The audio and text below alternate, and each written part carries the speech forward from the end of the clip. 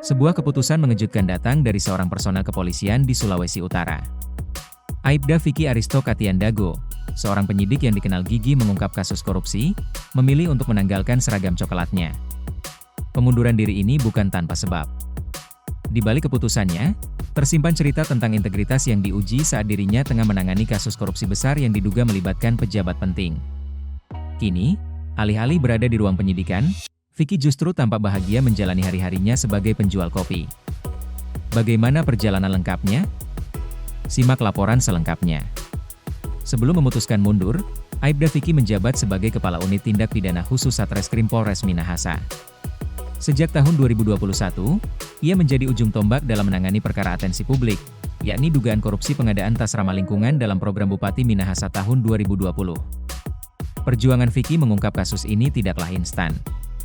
Setelah melalui berbagai kendala dan hambatan selama 3 tahun, kasus tersebut akhirnya resmi naik ke tahap penyidikan pada 5 September 2024. Vicky mengungkapkan bahwa ia telah memeriksa sejumlah saksi, mengumpulkan dokumen alat bukti, hingga berkoordinasi dengan BPKP Sulawesi Utara untuk menghitung kerugian negara yang ditaksir mencapai miliaran rupiah. Namun, di tengah semangatnya menuntaskan kasus tersebut, sebuah kejutan pahit datang. Tanpa alasan yang jelas, Vicky tiba-tiba dimutasi ke Polres Kepulauan Talaut, wilayah yang secara geografis berada di perbatasan paling utara Indonesia. Mutasi mendadak di tengah penanganan kasus sensitif ini memicu tanda tanya besar. Enggan menjelaskan secara rinci alasan di balik keputusannya, Vicky hanya mengisyaratkan bahwa mutasi tersebut menjadi salah satu pemicu utama.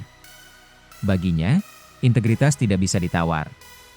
Sejak Juni 2025, ia sudah mengajukan surat pengunduran diri dari institusi Polri, yang baru disetujui atau di-ACC belum lama ini. Melalui unggahan di media sosialnya, ia menuliskan kalimat yang cukup menohok, lebih baik jadi tukang kopi daripada tunduk pada penjilat. Kini, identitas sebagai penyidik Tipidkor telah berganti menjadi seorang wirausaha. Vicky mengaku merasa lebih bahagia dan menikmati profesi barunya sebagai penjual kopi. Meski telah melepas jabatan dan fasilitas sebagai anggota Polri, jiwa bayangkara diakuinya tetap mengalir dalam nadinya. Kapanpun baju coklat ini bisa tanggal, tetapi jiwa sekali bayangkara tetap bayangkara, tegasnya. Ia menyatakan rasa cintanya pada institusi Polri, namun ia memilih jalan hidup yang ia anggap lebih tenang dan bebas dari tekanan-tekanan yang mencederai prinsipnya. Kisah Aibda Vicky menjadi pengingat tentang sulitnya menjaga integritas di tengah arus kepentingan.